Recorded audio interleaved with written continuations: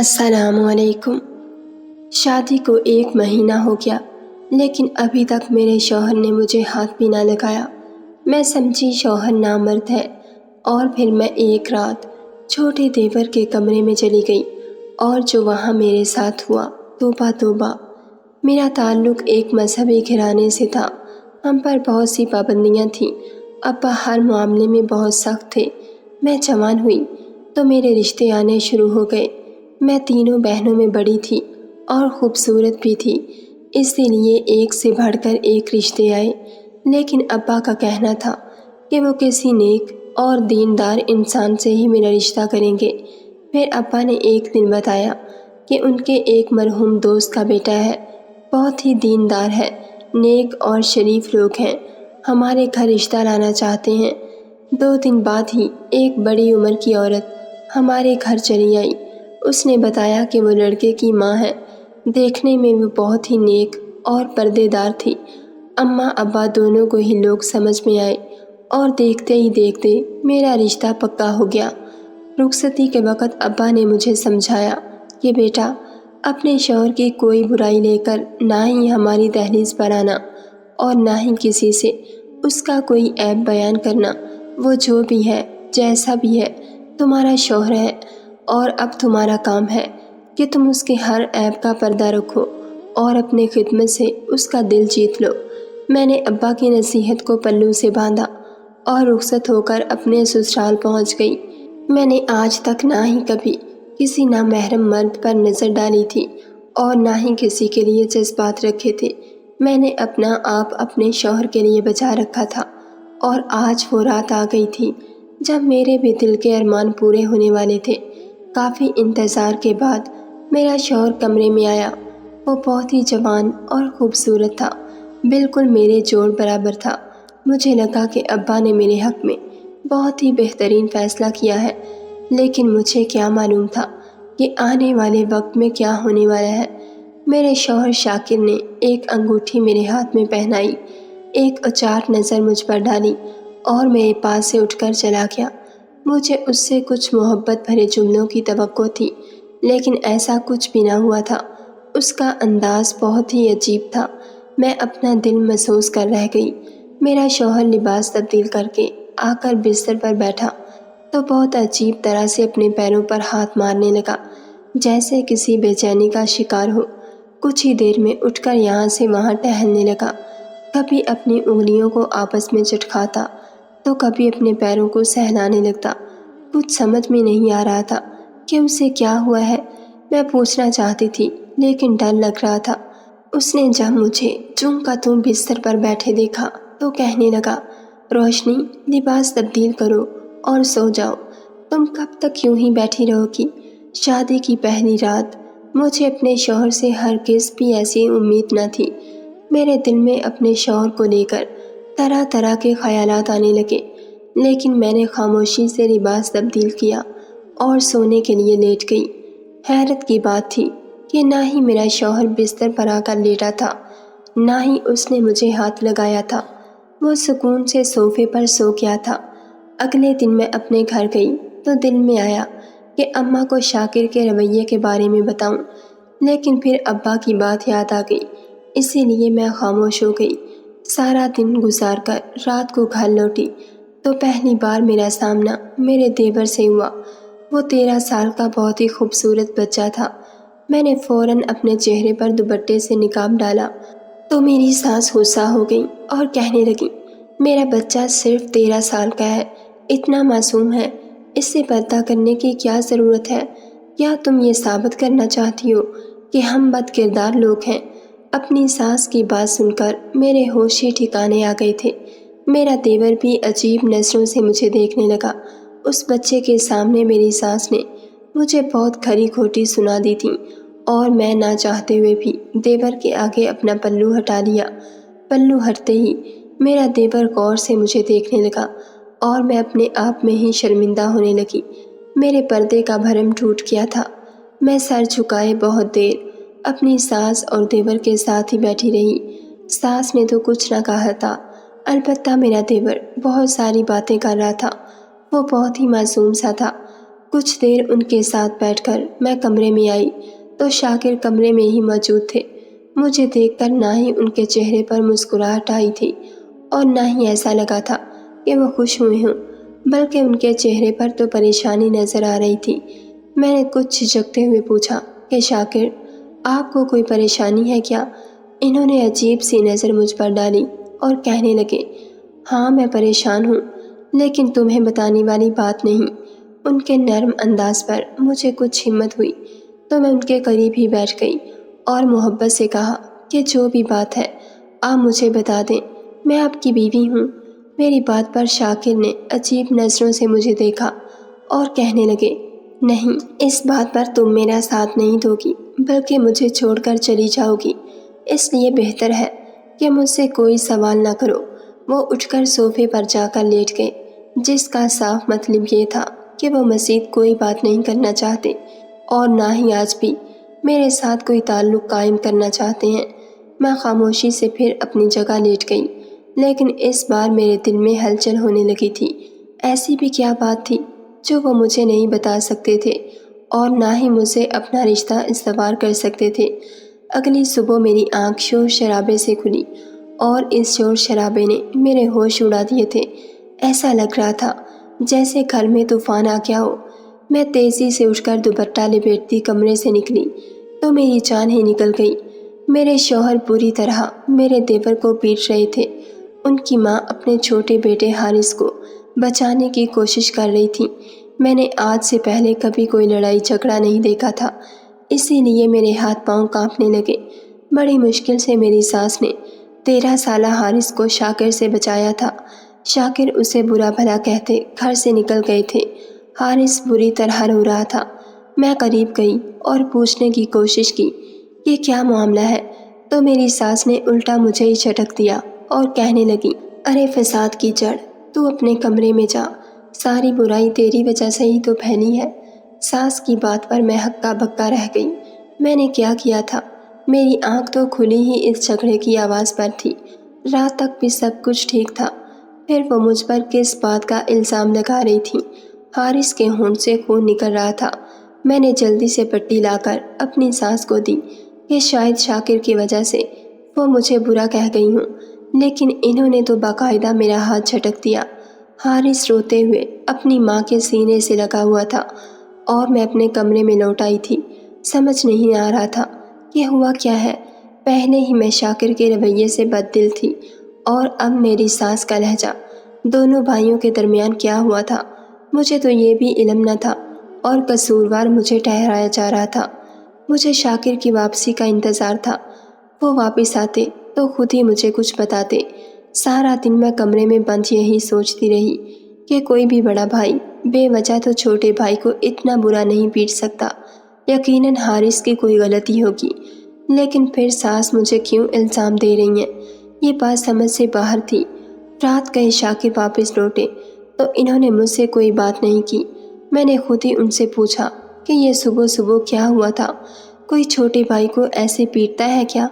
حارث کی جو بھی غلطی ہو آپ اسے محبت سے سمجھا سکتے تھے۔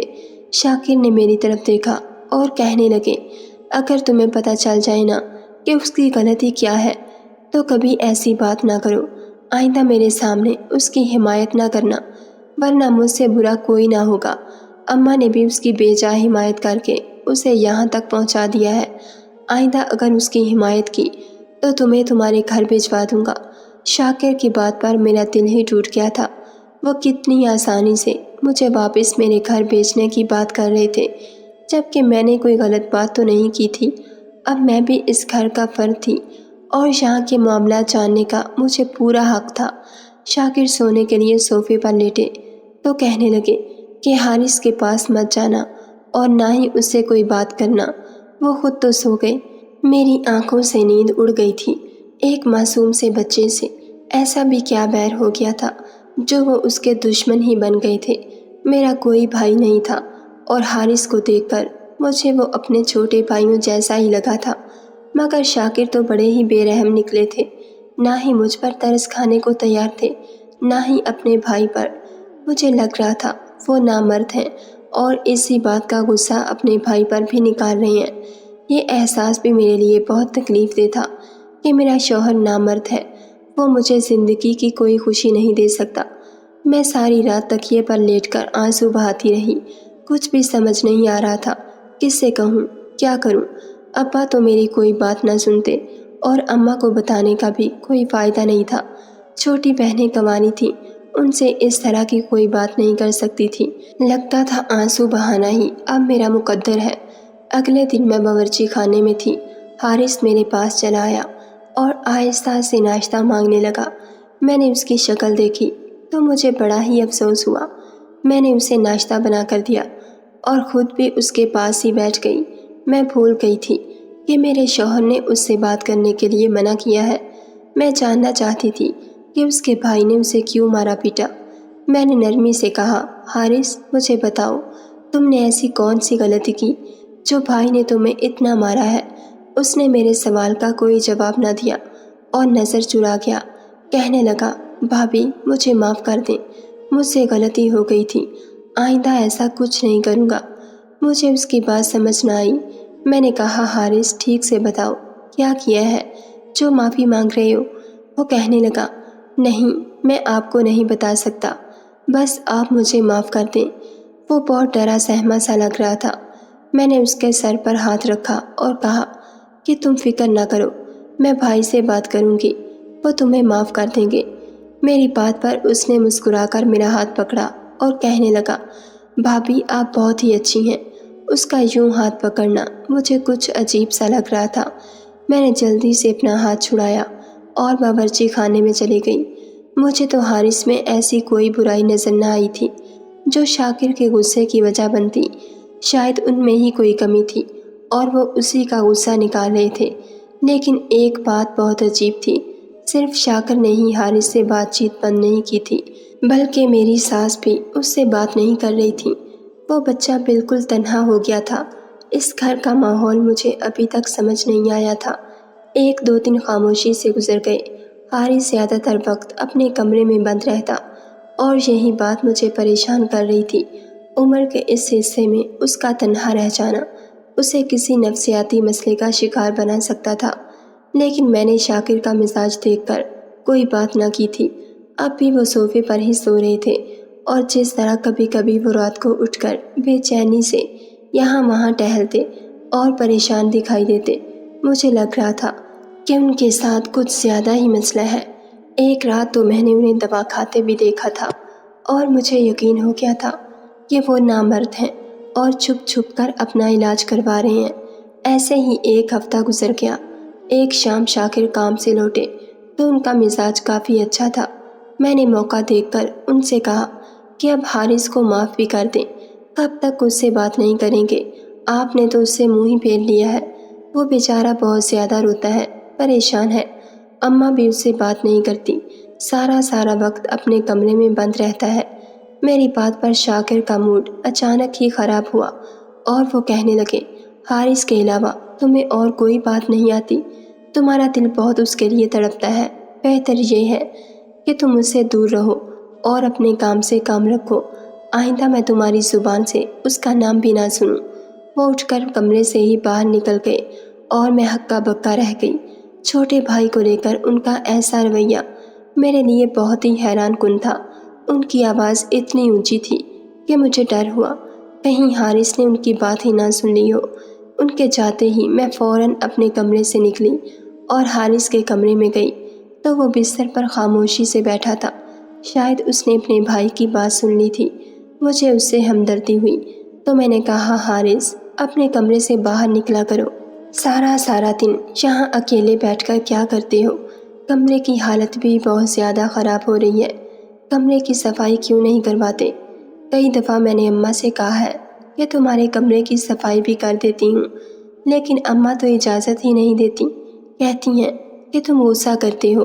میری بات پر وہ دھیرے سے مسکرایا اور کہنے لگا، بھابھی آپ کو میرے کمرے کی صفائی کرنے کی کوئی ضرورت نہیں، میں اپنے کام خود کرتا ہوں۔ میں نے دیواروں پر لٹکے بڑے بڑے جالے دیکھے اور کہا کہ ہاں دکھ رہا ہے تم کیسی صفائی کرتے ہو، چلو باہر نکلو، میں تمہارا کمرہ صاف کر دیتی ہوں۔ اس نے فوراً انکار کیا اور کہنے لگا، کوئی ضرورت نہیں ہے، میں کل خود ہی کر لوں گا، آپ جائیں۔ ویسے بھی بھائی غصے میں گھر سے باہر نکلے ہیں، تھوڑی ہی دیر میں لوٹ آئیں گے اور آپ کو یہاں دیکھ کر پھر چیخیں گے۔ اس کی بات ٹھیک ہی تھی۔ میں نے کہا کہ چلو، میں کل تمہارے کمرے کی صفائی کر دوں گی۔ اگلے دن اس نے خود ہی اپنے کمرے کی صفائی کر لی تھی اور کافی اچھی طرح سب کچھ صاف کر دیا تھا۔ شاکر کا مزاج بھی ٹھیک ہو گیا تھا۔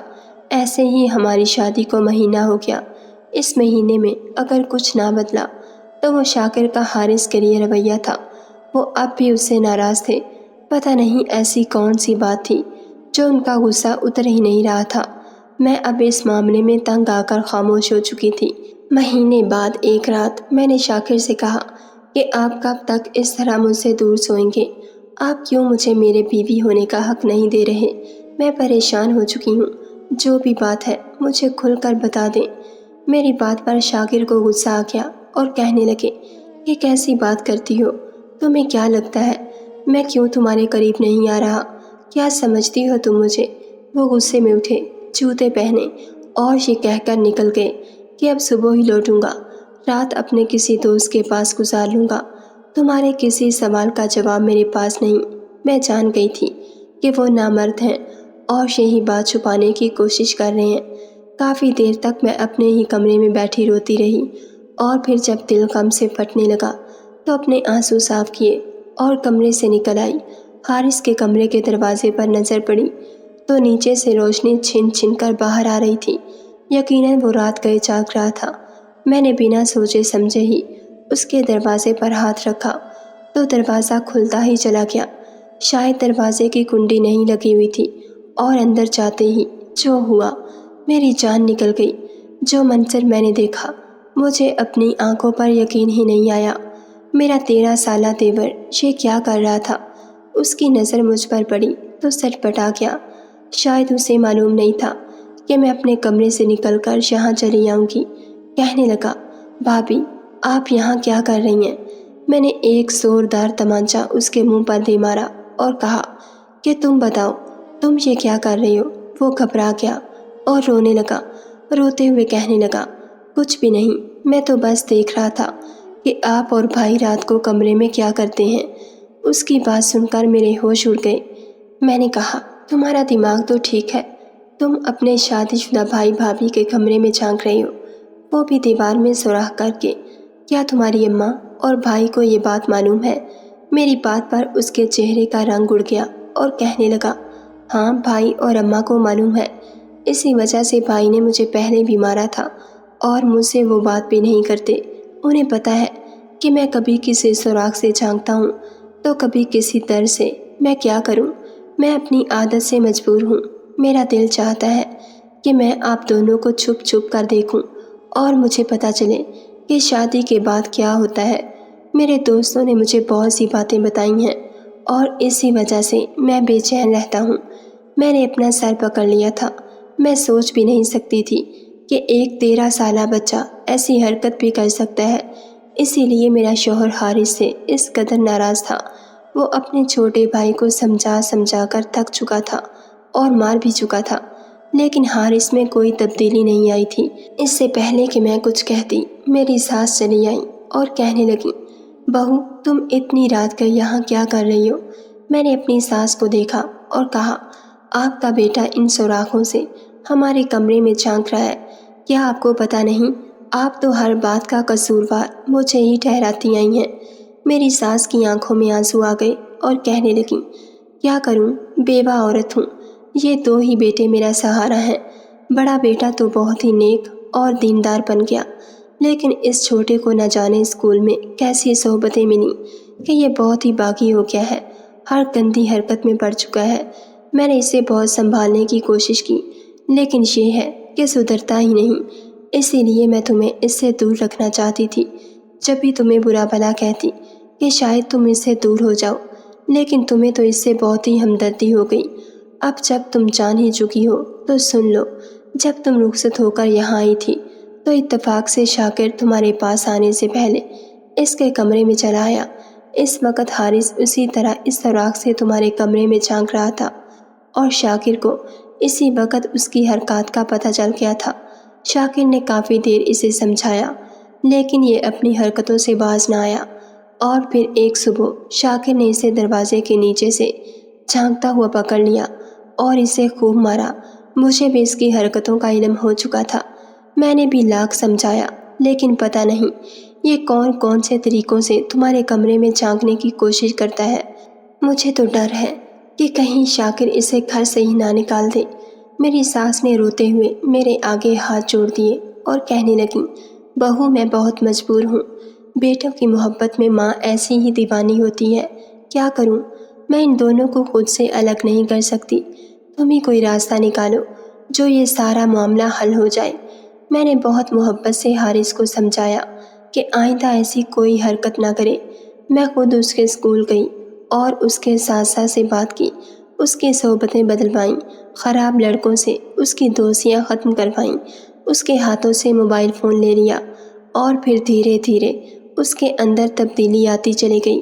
میں نے اسے مدرسے بھی ڈلوا دیا تھا جہاں مولوی صاحب اسے صحیح اور غلط کا فرق اچھی طرح سمجھا رہے تھے۔ شاکر نے بھی حارث میں آتی تبدیلیوں کو محسوس کیا اور پھر ایک شام خود ہی میرے پاس آ کر بیٹھ گئے، میرا ہاتھ پکڑا اور اپنے رویے کی معافی مانگ لی۔ کہنے لگے کہ میں بھائی کی وجہ سے مجبور تھا کہ تمہیں سچ نہیں بتا سکا، اور اس ڈر سے تمہارے قریب نہیں آیا کہ میرا بھائی ہمارے کمرے میں جھانکتا ہے۔ میں تمہیں یہ بات بتاتا تو شاید تم مجھے چھوڑ کر چلی جاتی، مجھے یہی خوف تھا، لیکن تم نے اپنی سوجھ بوجھ، سمجھداری اور دینداری سے اس معاملے کو بہت اچھی طرح حل کیا ہے۔ میں تمہارا شکر گزار ہوں کہ آج میرا بھائی بے راہ روی سے نکل آیا ہے۔ میں نے محبت سے شاکر کے کندھے پر سر ٹکا دیا۔ میں جانتی تھی کہ وہ اپنے بھائی کی محبت میں مجبور تھے، اور آج تک جو کچھ کیا تھا وہ میری اور گھر کی بھلائی میں ہی کیا تھا۔ نہ جانے کیوں ہم اپنے کم عمر بچوں کے ہاتھوں میں بے دھڑک موبائل فون جیسی چیز پکڑا دیتے ہیں جو جہاں فائدہ مند ہے وہیں حد سے زیادہ نقصان دہ بھی ہے۔ ہم اپنے بچوں کی دوستیوں پر نظر کیوں نہیں رکھتے؟ غلط صحبتوں میں پڑ جانے کے بعد جب وہ غلط کام کرتے ہیں تو اس وقت ہمیں احساس ہوتا ہے، اور تب تک بہت دیر ہو چکی ہوتی ہے۔ ناظرین، اگر آپ کو ہماری ویڈیو پسند آئی ہے تو لائک اور شیئر ضرور کیجیے، اور ایسی مزید ویڈیوز دیکھنے کے لیے ہمارے چینل کو سبسکرائب کر لیجیے۔